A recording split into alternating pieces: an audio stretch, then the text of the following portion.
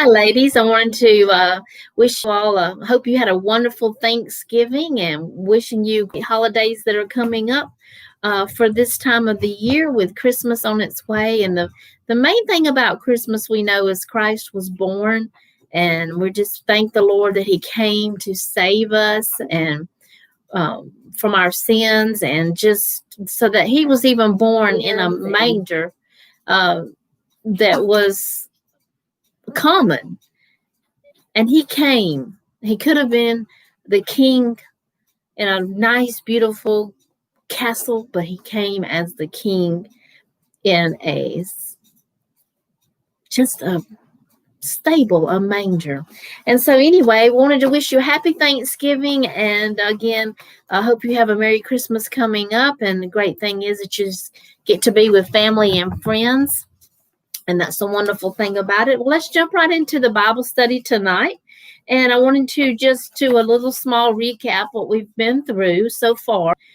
We've discussed a crossroad where we've come to a place in our life and we do not know which direction we're headed in. We don't know where we're going. So we come to a crossroad and we get there and we go, oh, Lord, which way do you want me to go? We've also talked about directions for the path. Within both of these particular subjects and topics, we also had questions that we went through. So I wanted to recap just a little bit on those questions so we can have that in the forefront of our minds before we actually start the study. And it's very good to always read your questions first before you read actually the area or the portion that you're studying. And I tell that to my students at school all the time. Always read your questions first before you actually get into the actual article that you're reading. But have you ever found your place at a crossroad before? Were you struggling with a problem in your life and you didn't know which way to turn? Have you ever fasted and prayed throughout those times? Have you taken a point in your life where you have surrendered it and given it all to Jesus?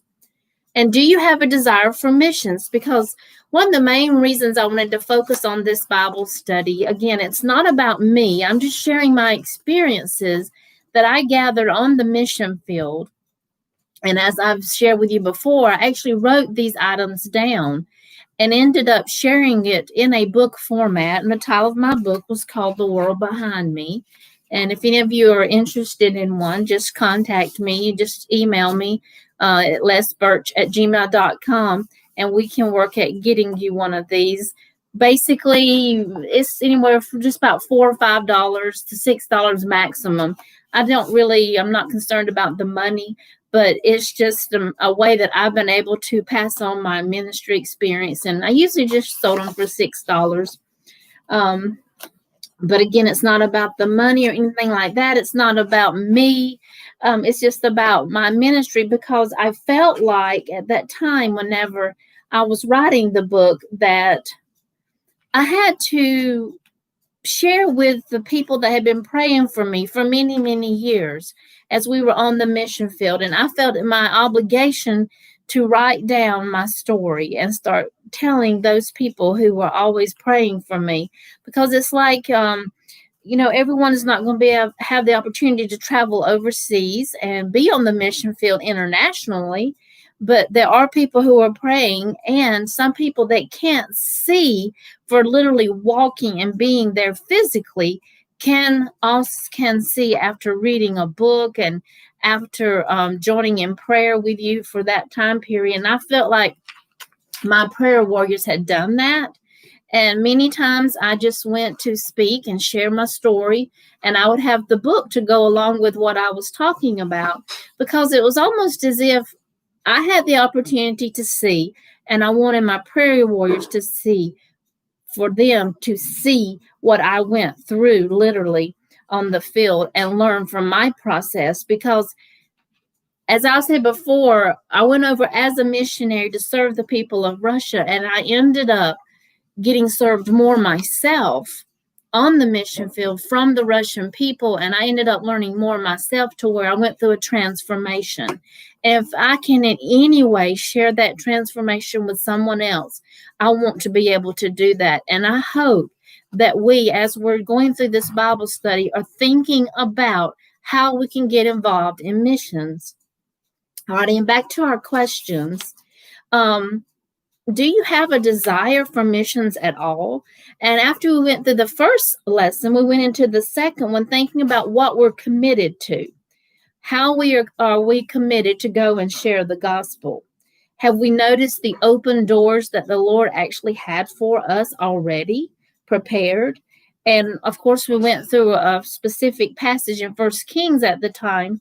We did the lesson 2, and it was talking about seeking wise counsel. Do you seek wise counsel? Not just anyone, but someone who you can trust and who has their eyes on the Lord. And how does God confirm plans for your life?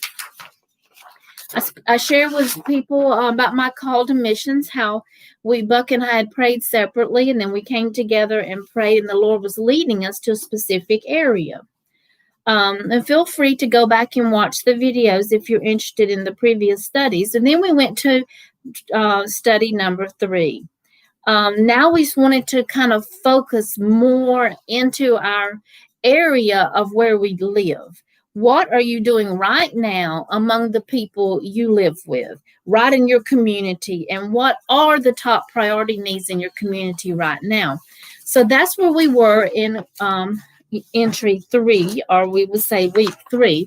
But tonight we're going to be focusing on the route we took. And let's listen to our questions before we actually begin the study. When I left the States and landed on foreign soil, I had no idea what to expect. But God showed us that we were on the right track.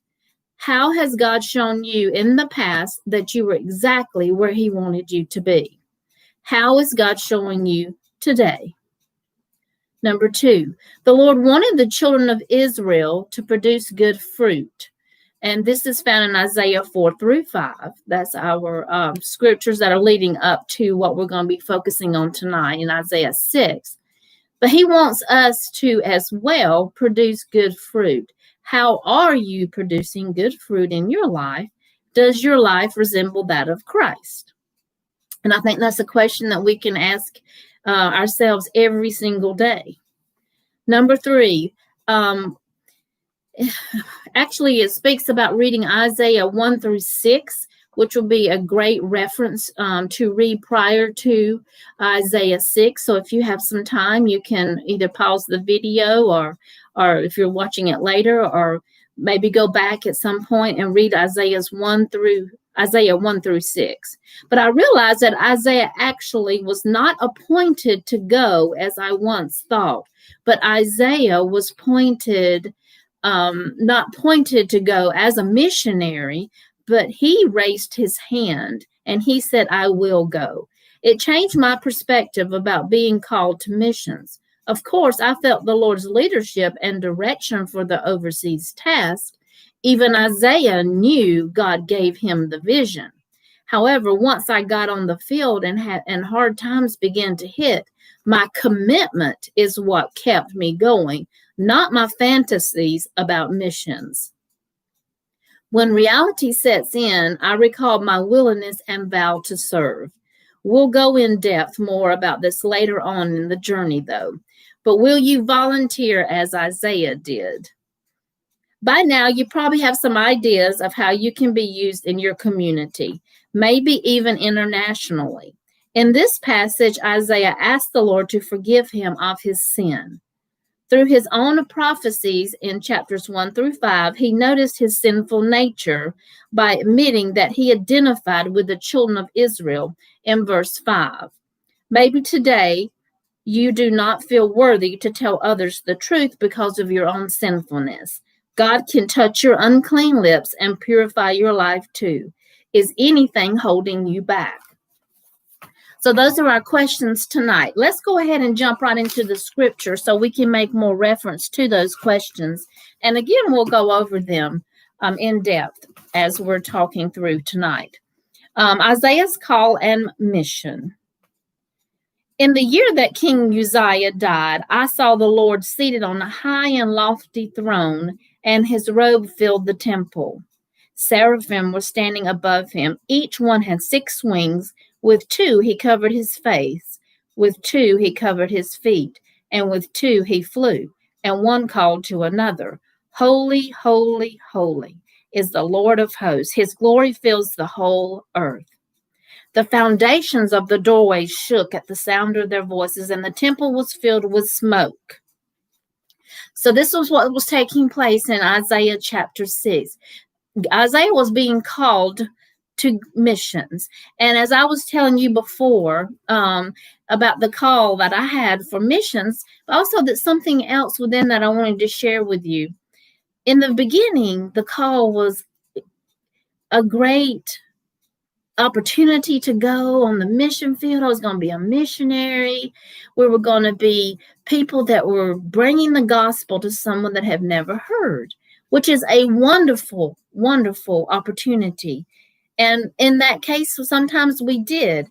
But as I was mentioning to you before, the mission trip was not just for me to go and serve other people. I got served many, many times by those people. And I began to make a transformation in my life. So the mission trip was just as much for me, and more so for me than it was for anyone else. But as we're looking at going on the mission field, it's not always a time of wonderful glory. A lot of times it brought hardships.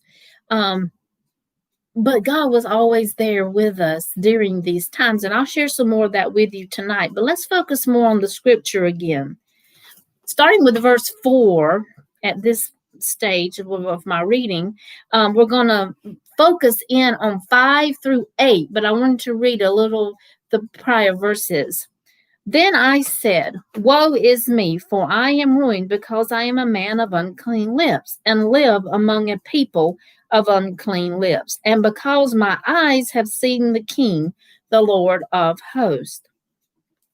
Now here Isaiah is saying, Woe is me, I'm ruined, because I am a man myself of unclean lips. I am totally a man of sin. So he's having the thoughts of how can I go and serve, or at least I feel like he's having these thoughts. How can I go and serve a people whenever I am so filthy myself? Then one of the seraphim flew to me, and his hand was in his hand was a glowing coal that he had taken from the altar with tongs. He touched my mouth with it and said, and this is verse 7, Now that this has touched your lips, your wickedness is removed and your sin is atoned for. Then the voice of the Lord said, Who should I send? Who will go for us? I said, Here I am, send me. And that was verse 8 when Isaiah said this. So Isaiah volunteered to go. He said, Lord, here I am, send me. Yes, God was calling him to missions, but Isaiah was willing to go. There's a difference between going on a mission trip for yourself and just having a good time. Like I've done that. I've got the t-shirt kind of trip, but going on mission for the Lord is a different scenario. Whenever we totally volunteer ourselves to go and be willing to go wherever God says go. Sometimes we may volunteer to go, but we'll say, well, no, I'm not going to go if I have to go fill in the blank. But we have to be willing to go wherever God sends. And that's why we were mentioning last week that right now, wherever we are in our community is where God has placed us. We're here for a reason. And with that, we need to be willing to even go out within our own community. So what are some of the needs in our own communities? And I hope that that we were able to think about that some this week. But now, reaching out about the route that we took, I want you to start placing us in, maybe you want to even journal yourself, the route God is taking you right now, where God is leading you to go, and what God is leading you to do, and where God is calling you to be on missions. And if you would like, and I will also attach it again to the video and to Facebook, this can these questions can easily be printed out, and there's a space that's left for you to journal your thoughts there, because it's mainly about God's word, the scriptures listed first, and just the questions for you to think through. But the route that we took, we left from Georgia, USA, and we landed in Russia, but we transferred planes first in Germany. It took us through Frankfurt, and then we headed on a little small Russian plane after that. And it was funny. We landed in Moscow in 1998, and at that time it was August. The temperature was 85 degrees that day, and Ashton was saying, "But where is the snow?" Because we were all expecting frigid cold weather, to the point we had 3 or 4 layers of clothing on, because we had to weigh everything in our trunks, and we did not put everything in our trunks. I had some in like a diaper bag, because that one wouldn't count. So I packed all of our stuff as much as we could in everything, and then we layered ourselves about 4 different layers just to carry the clothes into the country. Well, when we first got out and stepped out of the plane, I know we looked very silly, and attendants quickly moved us up to the front of the line, and the Russian people saw that we had young children, so they let us come on up first and get it through passport control and everything like that. But it was interesting. My first impressions of actually stepping out into the city as we were traveling in the van, it reminded me a lot like of the 1960s you would think of here in America. Most everything was identical. Everything looked the same. Everything was sort of gray and just beige and nothing else. The colors were just dark and gloomy. To me, it seemed, from where I had come from. And everything, there's just the buildings that were passing looked the same, one after the other, as we were traveling down the road. And we stepped into a small apartment, and it was kind of run down with graffiti all over the walls. And the elevator itself was maybe like one of the old chain kind, but had the pulling doors that came through, like it's like the jail looking doors. I don't know what they're called, but it just pulled across, and we stepped onto the steel elevator, and we went up a few flights and had to open 2 or 3 doors just to get into the apartment.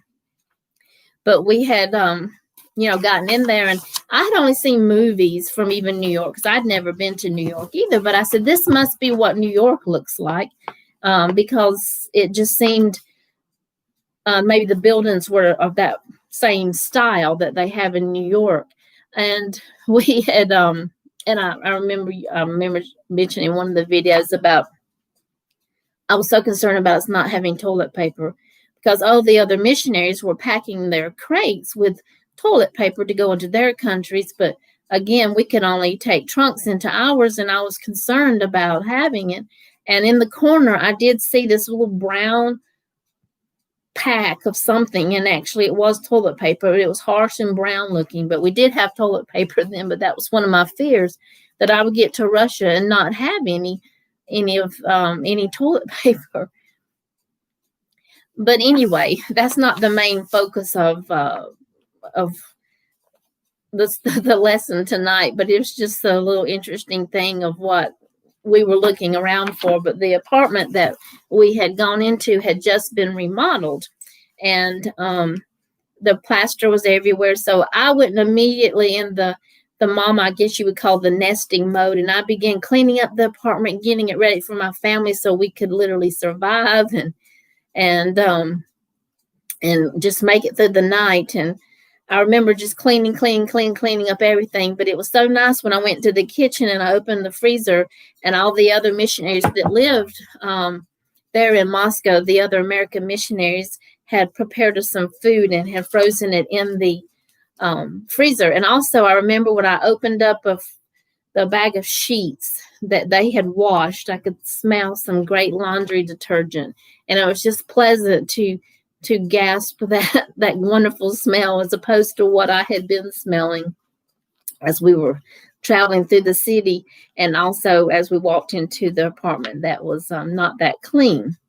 But anyway, I was exhausted from all this traveling. We've been traveling about 24 hours, and we were finally ready to settle down that night. And I came to the realization after a few days, we were living there in the country, that I'm going to get used to life here. I said, we can only do about one major thing a day, as it takes hours to get anywhere. Just a ride on the metro and bus and back takes 3 hours. And that's the fastest way. And we went up to McDonald's even today. Unfortunately, on the way home, though, we got on the wrong bus, so it routes us a different way. And we just travel and travel and travel. But we're definitely going to learn how to get our exercise with walking in Russia. And also, I had mentioned I had bought some chicken for the first time.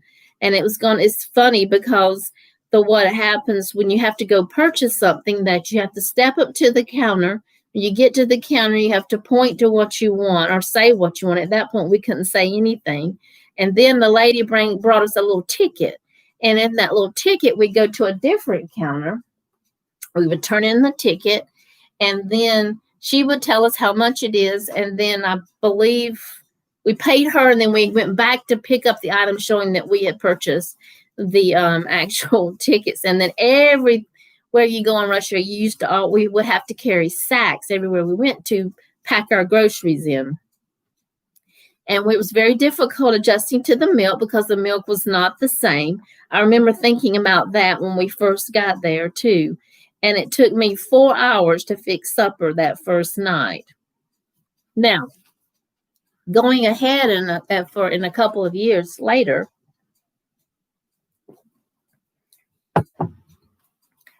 still, of course, I had not learned everything, but I also wrote, we have fewer canned and prepared goods here. Still, 2 years later, I was still cooking a lot from scratch.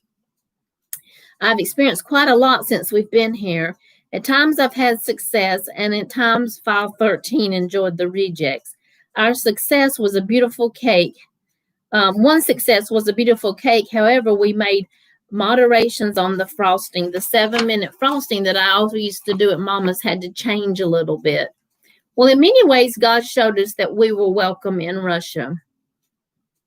And I mentioned to you last week about the little old lady who chased us down the street and just handed handed a flower to Ashlyn, was one of them, and handed a coin.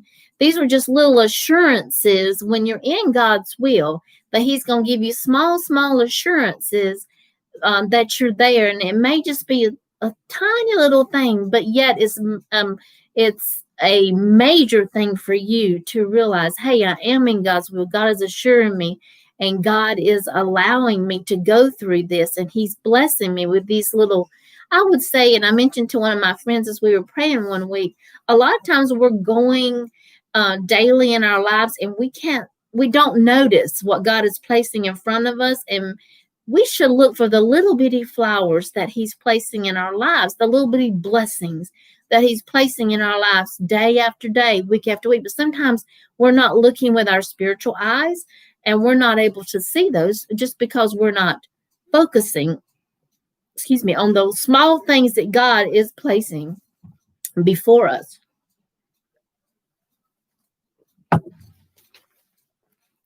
And I remember sitting in a Russian service one day, and we, of course, didn't know the language right in the first few months. And I remember recording how this lady just reached over. She had her little hymn book with us, and she spoke in English. And she just leaned over and she said, "You will be able to one day." And she was talking about speaking the language and reading even from the Russian hymnal. And I remember that was a small little blessing that God had given me to show me I was on the right path throughout the journey. She handed me that hymn book, and it was just so nice that day. And also a missionary friend was there with us. And at that time, there were a few American missionaries there in in Moscow when we were learning the full-time language. It was such a blessing to have them with us. And I remembered that day when the Russian lady leaned over and she gave me a kiss on the cheek. That was my first Russian kiss, of actually being a part of the Russian culture. It was just such a blessing to have that.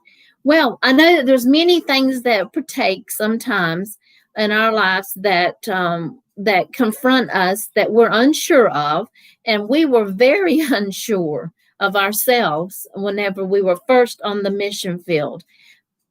Again, God will give us, though, along the route, those assurances.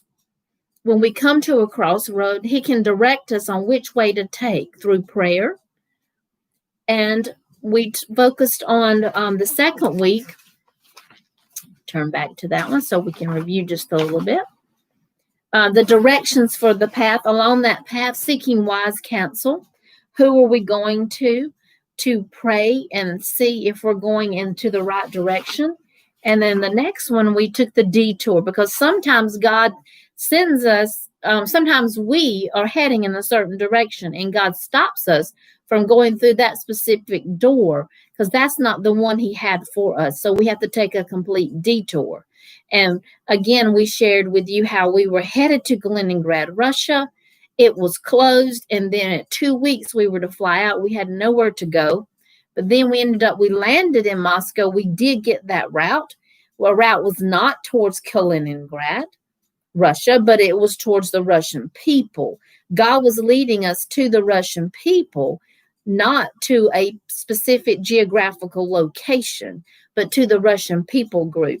That's where we felt led to go. So many times in our lives, God may give us a detour, but we're heading in a certain direction, and our focus just needs to stem just a little bit in another area. Not totally, but sometimes God leads us down a certain route in order to get us to that final destination. But on the path, there may be some detours. There may be some U-turns. In this case, it was in our life. But we did have the route to take. God gave us the route to take, and we landed in Moscow, Russia.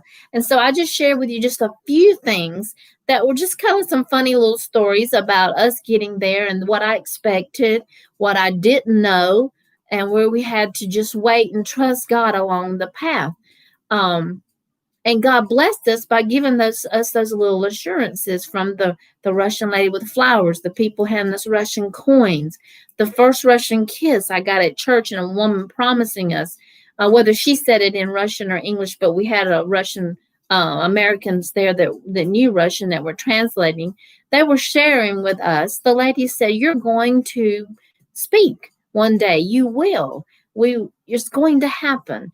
And these little small things for God, I want you to start seeing those little flowers along the trail, that seeing those little, well, Bud calls them, he calls them with our little family. A lot of times little things happen in your life unexpectedly, and they're huge blessings. Maybe it's even a little small blessing, but he calls them little Easter eggs. Hunt for those little Easter eggs in your life, that God gives you those quick little blessings. Maybe it is small, maybe it is quick, maybe it is big, but God gives you some nice little blessings in your life. And so look for those little Easter eggs, those little flowers along the way. But focusing back on our scripture, when Isaiah was preaching to a group of people. And while he was preaching chapters 1 through 6 is basically his sermons. And then he gets to chapter 6 and he turns around and says, "Oh no, look at me. Woe is me. I am the one that's ruined because I am a man of unclean lips myself. I'm a person a person full of sin. How can I, such an awful person full of sin, be a missionary to other people?" And those were my thoughts a lot. And I remember sitting in Moscow one day at my table, And we were actually going to have to go out for a visa renewal, and that's even another story. But we were going to have to go out to another country, not knowing if we'd be able to come back in. And God just shared a devotion with me and said, Leslie, it's not a matter of geographical location, because no matter where you are, where you're living, you can be a missionary for me, and you can share the gospel among anybody, anywhere I send you, or wherever you go. You can be a missionary for him. So where is God calling you to be a missionary? Because I was ready. I raised my hand. I know I said, woe is me. I'm such a sinful person, unclean lips. Lord, how can you allow me to minister to someone else when I'm so bad myself? But hey, look, woe is me. But hey, here I am, Lord. Send me. I'm ready to go. Where are you ready to go right now for the Lord?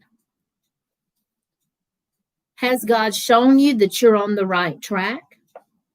How has God shown you in the past that you've been on the right path? How has God shown you that you are exactly where you're supposed to be in the past in your life? How has he proven, not how has God proven to you, but how has he shown you that you are exactly where you're supposed to be? What were those messages? What were those little blessings? What were those assurance pieces that he's done in the past for you? Is he still showing you the same way today? And the Lord wanted the children of Israel to produce good fruit. And that was part of Isaiah's sermons in 4-5, Isaiah 4 and 5. But he wants us to do that as well. Are you producing good fruit in your life right now? What are you doing for the Lord? And we spoke about everyone has a spiritual gift. And I mentioned that last week, and we were talking about once you're saved, God gives you a spiritual gift. And we'll maybe at some point can read about those spiritual gifts, but you can read them in the New Testament, how God gives some teaching, some the gift of prophecy, some the gift of serving. And you can read through the other spiritual gifts that are listed there in the New Testament. But what are you doing with your spiritual gift right now? And also, what are you doing to produce good fruit? Because producing good fruit is being someone that disciples someone else, that will disciple someone else, that will disciple someone else. So you see multiple generations being brought up for Christ. And after reading through Isaiah 1-6, if you stop and have time to do that, read through some of those messages that he was giving there to the children of Israel. But in the end, Isaiah said, here I am, Lord, send me. Are you willing to go? Will you volunteer as Isaiah did? And the fourth question was, now you've probably had some ideas of how you can be used in your community. Maybe it is internationally, maybe it's not. Maybe it's just right next door.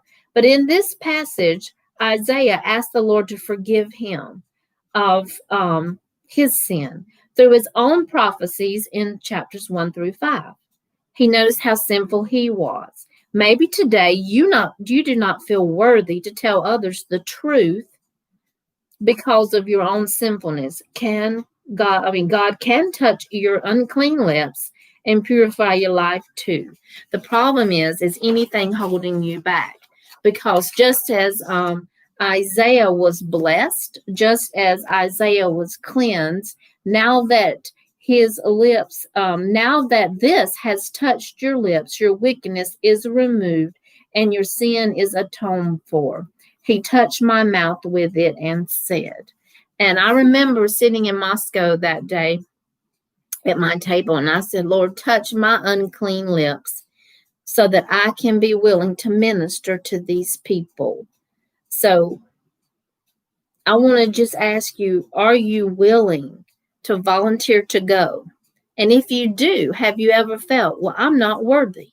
I can't. I don't know how. I'm not worthy to do this. God, I don't know how to be a missionary. Well, God will help you.